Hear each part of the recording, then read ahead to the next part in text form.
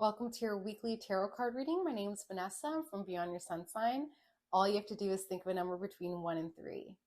All right, this is for February 16th to February 23rd. And if you thought of card number 1, this week what you're not seeing is you actually have created quite the little nest egg of power. Like truly, you've got quite the egg, that nest of energy, of positive energy that really wants to keep feeding into itself. So this is an investment that is slowly feeding back into itself, and it's creating huge dividends. Like it is turning into something really beautiful. I'm seeing like a rose garden. So when you think about rose gardens, those are annuals, right? Like you don't have to do anything, and it's always beautiful, it's always growing, it's always releasing something, it's always valuable. Rose will always be one of the highest frequencies. This is an incredible nest egg that you've created, and you've been watching it like a hawk. You have been over it because you see how much it can grow, and you're starting to see that you can create these sparks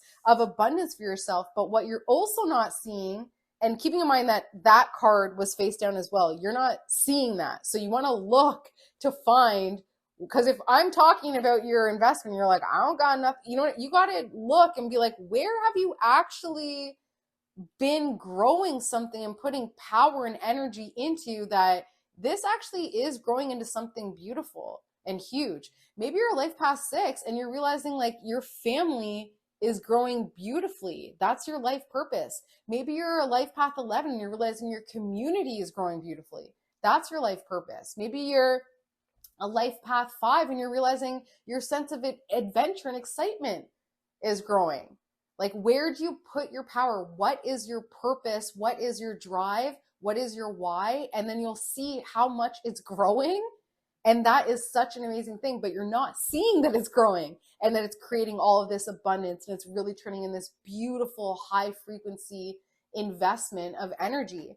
And it's bringing in more opportunities for you that are right on the money based on your life path and purpose. I have a course on right now about the law of attraction and astrology, and it's about using astrology to find out what your true manifestation goal is. Because as a Libra, I always thought that my manifestation goal was money. It was just like, okay, money, I just want success and money. And it's like, hold on a second, I don't even want that. What I want is balance. I want peace. I want the peace that money brings me. I want the time freedom that money brings me. I want the balance in my life that money brings me, to be able to hire this person or delegate that task. So as soon as I was able to reconcile the fact that my true manifestation goal is balance, everything in my life then catered to that balance. Maybe it was money one day, but the other day it was a free meal. And the next day it was, a free thing off of a Facebook community group. Like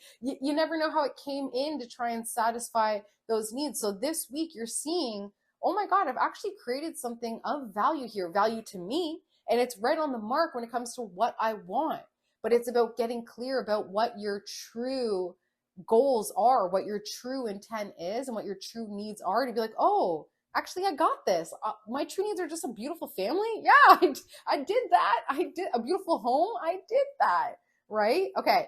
If you chose card number 2, I love to be this person for you this week, because all I'm telling you to do is just rest. Like if you've been looking for that principal or mommy person to be like, you deserve a rest here, stay home, tuck yourself in, don't go in. I'm giving you that permission because you've achieved so much. I just had to literally had to convince, and also convince my own inner child. We were both raised by young single moms. My mom was 18 when she had me. Statistically, I shouldn't even, like, hi, I'm in my office. Like, I had braces. Like, these are all things that statistically doesn't really happen in the community that I grew up in. It's just something that doesn't happen. So achievement wise, yeah, I did that. And you need to look at where you've achieved, where, statistically, maybe you wouldn't be where you're supposed to be based on these factors. It's time to honor that and to celebrate that, to say, wow, I've accomplished a lot. I've achieved a lot.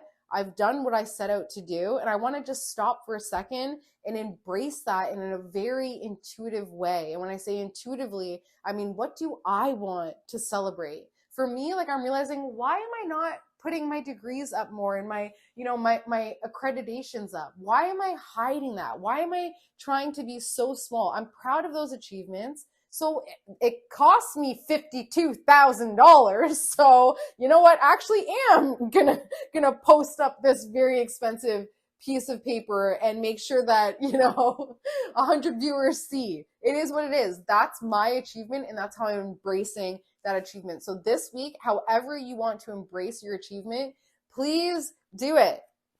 Okay, if you chose card number 3 this week, what you're not seeing is there's a female water sign, so a Cancer, Scorpio, Pisces, that wants to give birth to something, either with you, either on her own, or in some way it is impacting what you're giving birth to. So this week you are giving birth to something, and it's something, it reminds me of that, the clam, right? So I'm addicted to watching the videos of them getting the clams and opening it, or the oysters, and like pushing through. I'm a Venus and Virgo, so it's satisfying. Like them pushing through the like membrane to get the beautiful pearls out. And that's so like indicative of feminine energy, I find. Sometimes women can be a little bit more, and anybody in general can be very closed up, right? And then it's when they're finally opened up. Yeah, they open up, but then there's also some membrane. There is some, some trickiness to still get through, the softness. And then it's this beautiful gem or pearl that is just